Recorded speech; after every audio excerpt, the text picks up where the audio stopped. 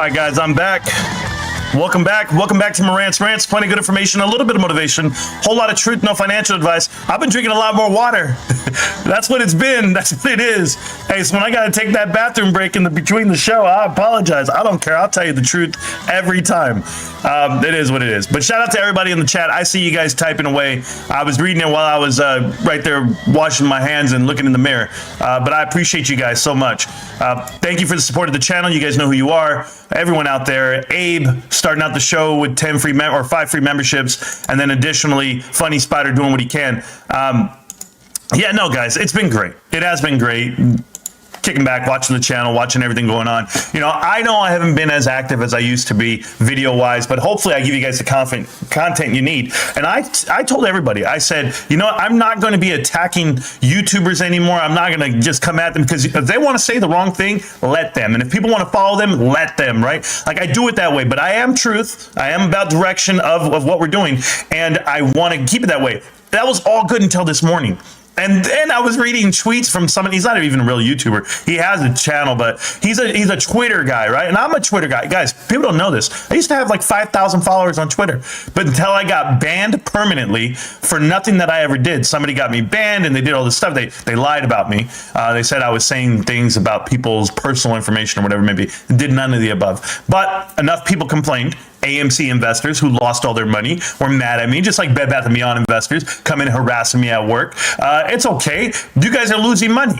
I'm not. There's a big difference here. And it's because I'm in GameStop. So the craziest part is to all of this, as these guys attack and as these guys write the dumbest stuff, I saw a guy put out a tweet and he goes, I'm going to get in on this company, VSCO, because the chart doesn't look right. The chart looks like it can't be coming down. They look like they're going bankrupt, and yet they make $400 million. And that's when I told you guys, I was like, that's crazy to invest based off of colors on a chart and wicks. You don't do that. Well, these guys do. They're day traders. They're degenerates. They do whatever they want. I've seen John Wick sniping show enough to know when you're going to lose money. And they all claim they make money. Every single trade. Oh yeah, I made that. Oh yeah, I got in here and I got out there. Somebody won in the chat everywhere on all these channels. Everyone's making money. They're not willing to take the bath and be like, you know what? And when do you run out of money, or how do you get more money? I think you need to go back to work and go get. You know what? That's gambling. Everybody has a gambling problem. Let me tell you something. I had a gambling problem when I was young. And did I even admit it to myself? No. I went cold turkey. I literally met my wife today, the wife that I'm with now, 16 years ago. And she met me and she said, hey, look, I live alone. I don't have much, but this is what I have. And she said, the way I got this is I do things the right way. And what she meant by do things the right way was she was stretching it left and right, but she was finding a way to live. She was like this. She was like, and that did not sound like she stretches things left and right. I apologize. No, her finances. So it'd be like 1 month, she'd be like, oh yeah, I'm gonna go partial on that payment there. I'm gonna pay a partial of this. I'll wait till I get my tax return. Like, she's lit, but she's by herself and she's doing it all on her own. And I was just like, whoa, I can help. I think I can help. And I get in there and I just play WoW all day. I mean, that's what I did the first 4 years of my marriage. Well, the first 4 years of being together. No, but it's not true, but still, I'm just paraphrasing. But it is great. Like, you learn these things in life where you're like, okay, what can I afford to do? And what's the due diligence that I should do? These guys out here that have gambling problems don't understand that that's what it is. They don't. I didn't understand at the time. I was just playing cards.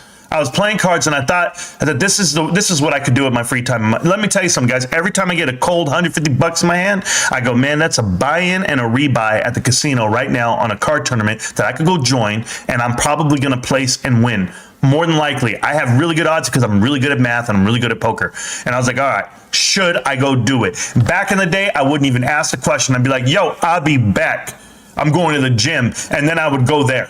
And I would play cards, and I would just put, no. I met my wife, I was like, hey, she's like, you need to give all that up if you want to date me. You want to date me and my daughter? You guys want to be together? All right, here's the package. We're a package deal. So absolutely.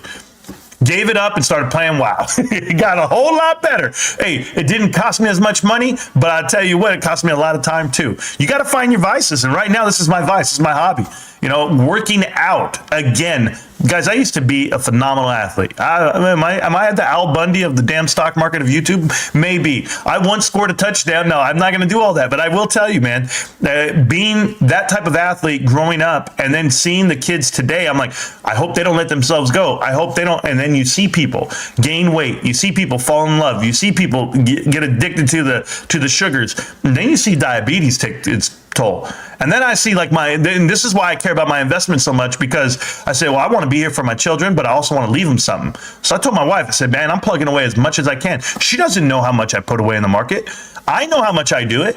Every month, guys, I have an allotment and I go, boom, here you go. And I'm feeding it to 3 different things. Yes, GameStop. Yes, Costco. And yes, my retirement portion. But I'm evenly distributed right now. And I feel good about it. And then I could have all that cash. Anybody who thinks like you're cash strapped, you could be.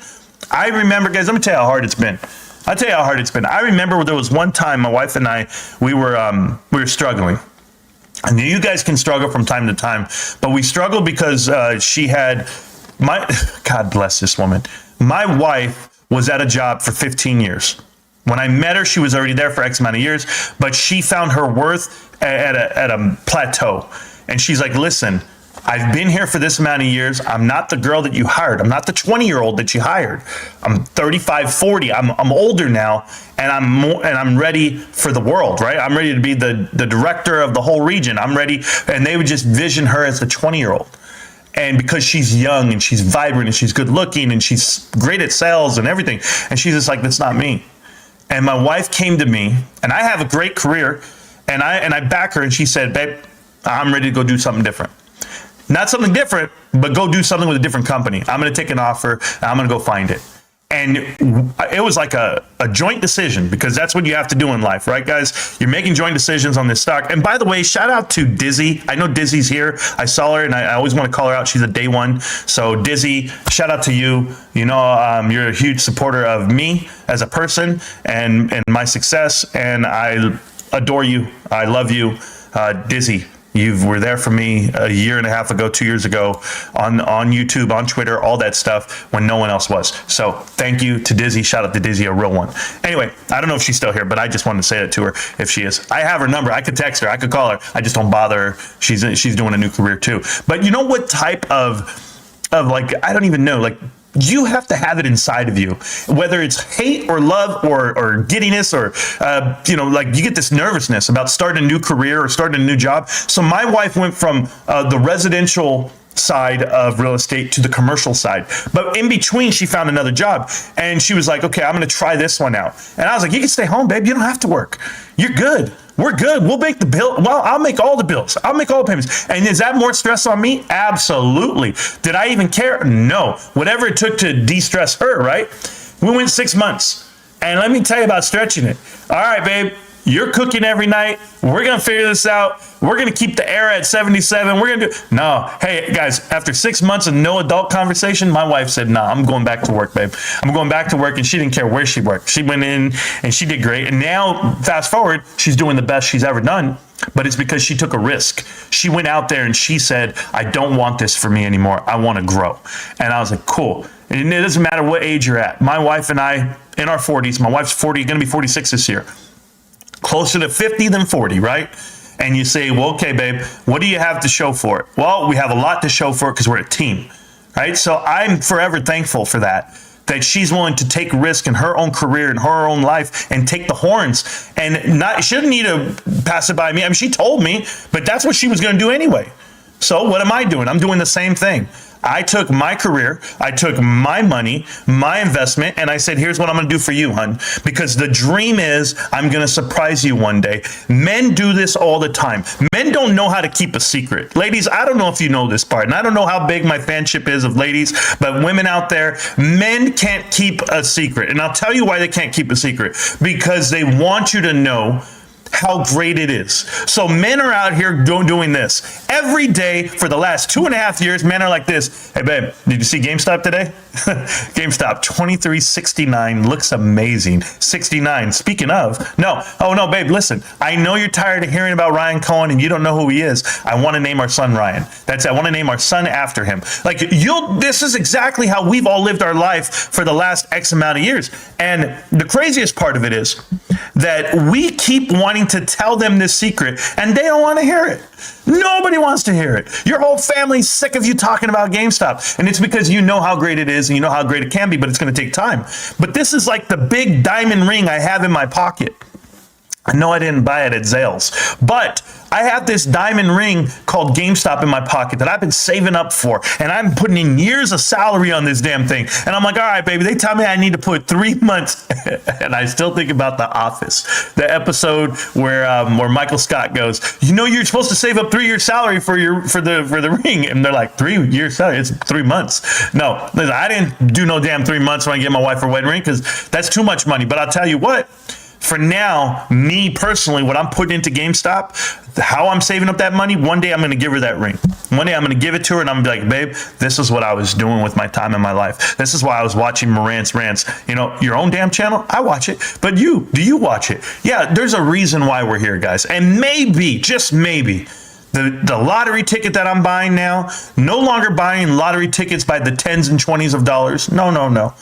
I'm over here buying GameStop by the tens and 20s of dollars, and I'm letting it add up. And when it pays me back, true wealth, let's say you put in $5,000. Let's say you put in 10 grand, guys. Let's say you put in $1,000. If you could get $2,000 out of that, that is better than any bank.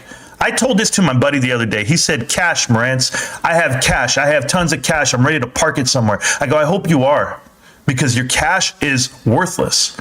And people don't understand that notion, that idea. They think that security is cash. The cash in my account is my security. It's my security blanket. That if anything were to go wrong, I can go spend this money and I have money. And I'm like, not me. I'm living on the edge, guys. Every day I'm looking at my bank account and go, am I going negative? And they're like, what do you mean? Well, because I put all my money away.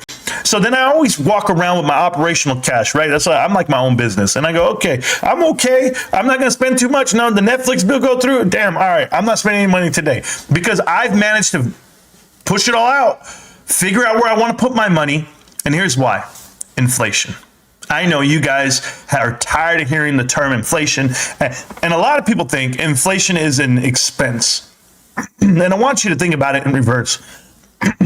Inflation is just a tool that the government or I would tell you the Fed uses to devalue your money so that they can print out more, right? So the more money I print out, the bigger devaluation of your dollar. That's what I'm trying to tell you. So when they say, oh, inflation went up by 7%, it's not that things got more expensive. It's that your cash got less. Your cash is worth less. That's the reverse way of thinking. So I wouldn't care. Let's say if the value of your dollar, if everything started coming down.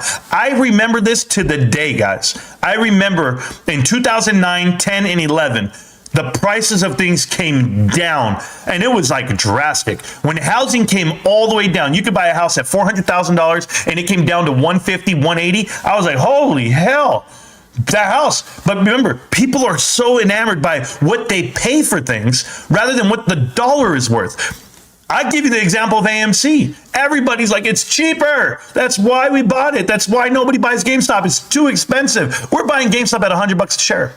They're buying AMC at $10 a share. I'd rather have 10 AMC than that GameStop at $100. But that GameStop at $100 is now what? $25 is the same thing. But AMC's down to $4 a share. AMC's down to $3 a share coming up again. And I'm trying to tell you exactly what it was. Inflation has manufactured fear into people's brains, but if they only knew what their dollars are worth. But the craziest part is this: it's what you sell it at, right? Like if I sell my house tomorrow and I get $750,000 for it, and yet 2 years later it sells for $1 million, who's going to be upset? My wife? Oh my God, we sold it, and the buyer made $250,000. That's what's supposed to happen. That's okay. I'm okay. When are you going to be satisfied with the number you're given? This is why I don't have an exit strategy for GameStop, because all the time and effort I put in, it's more valuable to me. And don't fall in love with the stock. That's what they always tell you. Don't fall in love with the company. No, you don't have to. I will. I will. We don't love them hoes. That's the phrase, right? Excuse the language, excuse the vernacular, but they're out there, yeah, I'm still a player. I just crushed a lot. That's it. I'm not a player. I just crushed a lot. Whatever you want to say. Guys, I fell in love with this stock. I fell in love with the company and the business structure and the model. The fact that it has no debt. Every company out there walking around has debt. And yes, debt is real, but you better make sure that your debt it's not more than your market cap. Better make sure your debt's not more than your cash on hand. This way, if shit goes wrong, it all comes crumbling down. Excuse my language. If it all comes crumbling down, that you can pay it off. You can pay it off if you had to. But instead, you're paying executives 10 times more than what they're worth. Go look at AMC. Please, guys. Go look at Sean Goodman. This CFO, which he has a salary of $660,000, is making $5 million a year, 4.5. I'm so sorry, but he's going to have a retention bonus of $950,000 next year. That's $1 million more. Now he's going to be at 5.5 million, and his salary was 550,000, and now he's getting paid 5.5. And guess what? 10 times your money. He can't even fathom what he's doing right now. He's like, what am I doing? What am I doing any more than the next guy to get this much amount of money? They're stealing it from retail. They're stealing it from the people. And I don't even think people understand that they're invested in the wrong thing. I'm invested in the right thing. You go and look at how GameStop executives are paid. They're paid in shares. They're paid in value of the company. And that share price is indicative of what the job is. There has to be a correlation. There has to be a rhyme and a reason of why you work so hard. The incentive to do great is tied into the stock price of GameStop. So you want to see it flourish. You want to see it rise. You want to see it just churn and burn and get all the way up there. These CEOs, these CFOs, the COOs, everybody involved wants it to. Because they hold a position, a cash position, $200,000. There are people in this damn channel that make more than 200 grand a year. And you're going to take that money and you're going to do what with it? You're going to be paid like the CEO of GameStop? You're telling me you make more? No, it's because of that stock option. It's because of the thing that drives. You want a burning force. You want something to push you in that direction? GameStop's done it the right way. I'm going to give you this example, guys. You guys ever run a business? You run a business, right?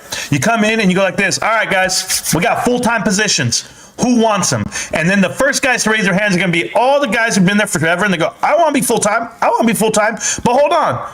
I want to be full-time during the day. I want it 9 to 5. I want banker hours. And you go, you know what? Well, I'm only handing out full-time positions for people who come in from 1 to 10 at night. You're going to be closing. You're going to get out of here at 10 o'clock. That's the only full-time position I'm giving out. I'm only giving out for closers, for people who are going to be here all night. Is that you? Is that what you want? And they go like this. Oh, no, I don't want that. No, I don't want that. I want the day shift. Why would I want the night? I don't want to close. That's dumb. Oh, I'm going to be here all night. No, I don't want to do that. No, you didn't want the job. You didn't want the spot. You want it tailor-made the way you want it. And that's the problem that I have with executives these days. You're looking at executives coming into companies and saying, I want this too. I want my cake and I want to eat it too. I'll start you out at the night shift, executive. I'll give you the worst shift ever. And let's see if you want to make that work. That's how you should run your every time, guys. Every time you get someone, bring them in and go like this. Yeah, I'm going to go ahead and stick you outside to go ahead and paint the rocks. Are you down to do that for some money? Yeah, I'm down. That's the guy you want. That's the guy you want. You want the guy, because chances are those are the guys who didn't have a job. Those are guys who wife been yelling at them. You need to get your ass up and get out there. Hey, let me tell you, there's nothing more aggravating than a woman that has a point. And I'm telling you, as a married man, my wife, she has come into me. She's played that man card so many times. She knows how to do it. I love her for it. You'd be like, the car needs its brakes fixed. I go, okay, well, I'm not a mechanic. Well, you better go find one. It's that simple. Like, I can't even tell you guys how many times I sit here and I live life in front of you. And I've been consumed with GameStop and all the information. And then I start looking at other things around me. I say, oh, that's why he got took. That's why the Marine got took for 25 grand. You know, the Marine lost $25,000 and then he put in another 10 grand to try to get on top of it, to like try to fix his mistake. You can't throw more money at a mistake and say it's going to get fixed. You have to eventually swallow the pill and be like, you know what, I lost. Maybe I lost. And now it's the people walk around and go like this. Yeah, this is what investors are doing right now. If you watch the other YouTube channels, yeah, I'm down 90%, 99%. Why would I sell now? What's the point now? And I'll tell you what the point is. You take your working capital that you have left and you rework it in this market, and you go do it the right way. You learn from your mistakes. And I don't care if it's 1,000, 2,000, 3,000, 4,000, 5,000. You take the money you have that you already lost a big, large position, and you live life again. And you rebirth yourself. You are the phoenix that can rise through the ashes and make that investment. But you won't. You're going to look and be like, I don't want to be a fool. Because if it does run, you're going to be like everyone else. Oh, I could have made that. Remember, I learned a lot from Anthony Tran. You guys don't know who Anthony Tran is? A handful of you guys do. Anthony Tran is a good guy for the channel. He's one of my day ones. Anthony Tran had an AMC position before the squeeze of 2021. And he was here in the channel and he heard me say, it's a pump and dump. And he goes, all right, Marantz, I'm out. And he sold all his AMC before the squeeze. And he bought all GameStop, a massive amount of GameStop. And then he missed that squeeze. And then he goes, And then he told me the truth a year later, which blew my mind because I didn't understand the psyche. He goes, Marantz, if I would have saw it run all the way to 60, I wouldn't have sold. Because I wouldn't have sold because I would have believed that it was going even higher after everything that people were feeding me. Then I would have held it, and I would have held it all the way back down. Because I would have. I know myself. Okay, Anthony. He's all, thank you. I'm happy in GameStop. I think a lot of people are. I think a lot of people know exactly what's happening here. And we're what? In the worst economy stretch of the last 6 months right now coming up. From now until January, you're not going to see any profits. You're not. You're going to see a spike. You're going to see all this for mid-year type stuff, but you won't see profits until January, right? Until the end of the year. Or is it doom and gloom? Is that what we're rolling up for? Because elections matter. Politicians matter. You know, I'm going to tell you something about politicians. I know I'm reading the chat while you guys are talking. Don't even worry about it. I see all you guys talking and saying hello and everything. Welcome back. Let me tell you guys something. Politicians are career liars. They are. I've met them so many times, and I look at them and go, wow, so you're in the game. And a lot of them have lied their way to get reelected every year. And that's how they become multimillionaires, just lying their way everything through. I'm going to do what's right for you, but in the truth is they're just going to vote along party lines and push stuff through. And the decisions they make on selling stock just happen to have, insider selling. They know shit you don't know. They're privy to non-public information. That's why they do it.